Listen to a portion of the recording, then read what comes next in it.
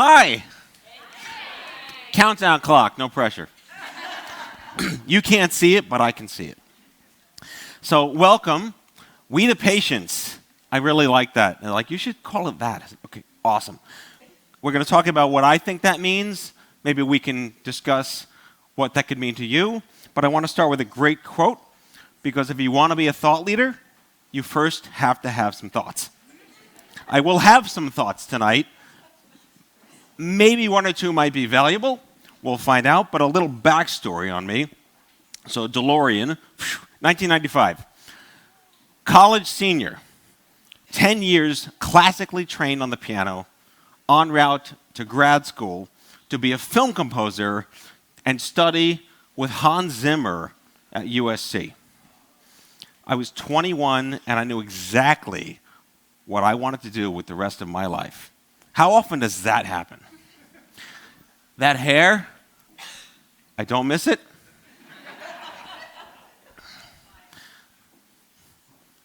Jufro. Quality.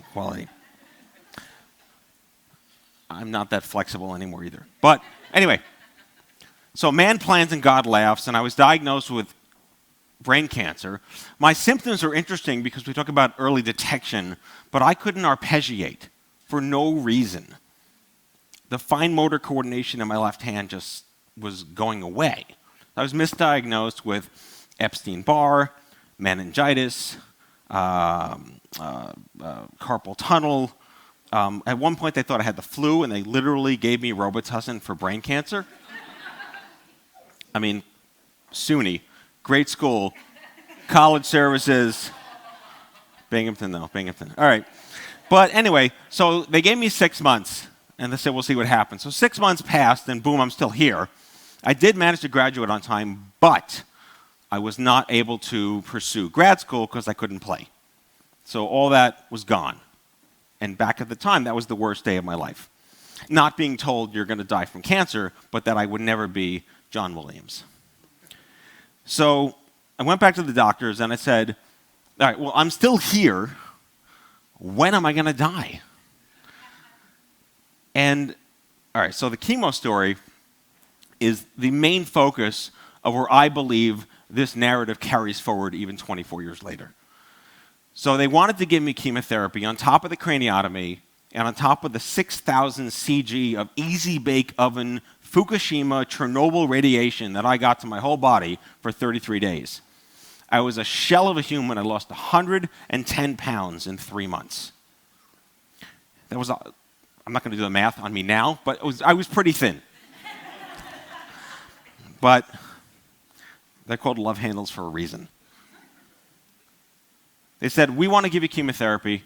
And I said, when am I going to die? And they said, 50% chance for 5 years. And I said, well, that sucks because I'm 22. What else you got for me?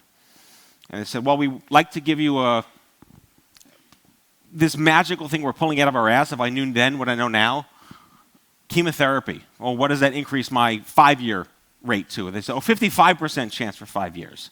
They were proud of that number back then because they wanted to extend my life at any cost. So my uncle happens to be a geneticist. My father's best friend, my godfather, Jay Tishfield. You can Google him. He worked with Larry Einhorn in Indiana Bloomington. He helped invent cisplatin. This is like my uncle. And he went to Sloan Kettering on my behalf and said, you're going to tell me what you're going to give Matt. And back then, pulling that data was impossible, but he did it. And it turns out that this crazy cocktail they were making up out of no guidelines and no standards contained a significant amount of vincristine. Now, vincristine, many of you may know in the industry, causes permanent peripheral neuropathy at certain doses, and this dose would have done that. My oncologist didn't tell me that as a side effect, so Jay comes back to me and says, Matt, you don't want this chemotherapy. Now imagine you're talking to your godson, who's 22, and he says this to me. You'd rather die in 5 years with the chance of playing piano again than die in 5 years and 3 months or 50 years from now and not have that. Because I know what's important to you and they don't. So I'm back to the doctors and I said, no chemo. And they said, what's wrong with you? We're trying to save your life. And I said, GFU, and I walked out. And it was 24 years ago. I was nice about it, but I said GFU. Anyway, I didn't really have a 20s. They were shot. Isolation, sadness, crippling depression, anxiety. And I finally met a peer 7 years later, a guy named Craig Lustig. He worked with Susan Weiner at the Children's Cause. He was a lobbyist, but he also had brain cancer in his 20s, and I finally had a buddy. And he said to me, I was working in advertising because I didn't get to go to grad school. He said, why don't you go into advocacy? And I said, what the hell is advocacy? And he said, you can make sure that no one gets robot-tested for brain cancer. I said, deal. So I founded Stupid Cancer because I wanted a tribe that I could belong to without a judgment and a stigma. And going in advertising, Steve Jobs is my hero, and he likes to say, don't give people what they want, you give them what they didn't know they needed. And I didn't know that I needed a community of my peers without judgment or stigma. And some of you know this already, but after 13 years of helping to get adolescent and young adult cancer into mainstream oncology, I did step down as CEO in January for these reasons. They keep getting bigger. I don't know how that happens. But what really grinds my gears is like these words have now come out of the ether of my history, and the one that bothers me the most is choice. We talk about access and awareness and things like that. But I look at this progression from the patient to the consumer as a patient, or what I'm making up as the oncology consumer. Because we talk about turning to our tribes now for making decisions. What is Yelp for clinical trials? There isn't a Yelp for clinical trials. But let's talk about buying a fridge, right? You want to buy a fridge, you can research the fridge, you go to Consumer Reports, you check the reviews, and you buy the fridge that's right for you. Because there's supply and demand. There's no demand in cancer. No one ever said this, I can't wait to get on that trial because it's on Groupon. Doesn't happen that way. So we talk about education, patient education, awareness. It should be education about choice. Because if you don't know what your choices are, I didn't know chemotherapy would have made my hands sterile unless I had Uncle Jay. And it's nice to say, oh, just be your own advocate. Just be. Can you be your own advocate? Are you your own advocate? Come on, just be your own advocate. No, you can't. You can't just be your own advocate. I had 6 months to live. I couldn't think about being my own advocate. So who's going to be your handrail? Who's your sommelier? Who is your mixologist? Who is your Sherpa guide? When you enter a marketplace that you don't research, that you don't want to be a part of, and that you resent being in the first place, that you have to spend money on that you don't have.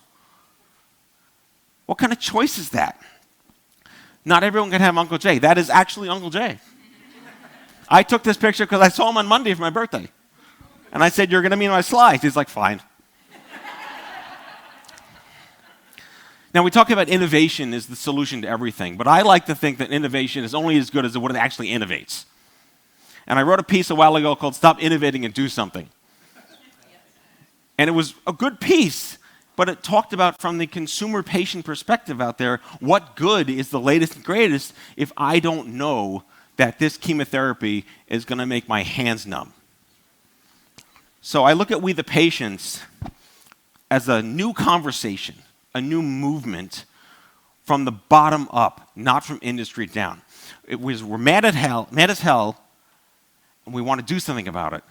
But the change is not going to come from innovation. It's going to come from consumer advocacy and consumer protection. Who is going to make sure that we know what we need to know, because we can't possibly know that in advance. You're not buying a fridge. So what mechanisms of protection could there possibly be for us? And what is the point of an informed decision when you don't know what you don't know? So my final thought is this. Who gains the most by protecting American citizens when they enter the consumer oncology marketplace? Because until the Amazon drone shows up in my window and infuses me while Alexa sings my kids to sleep from an Apple Music playlist, and the ghost of Steve Jobs is making my Blue Apron over here, I'm really curious of where we're going to be in a couple of years. But that's no excuse to start rattling cages today. So we, the patients, thank you very much.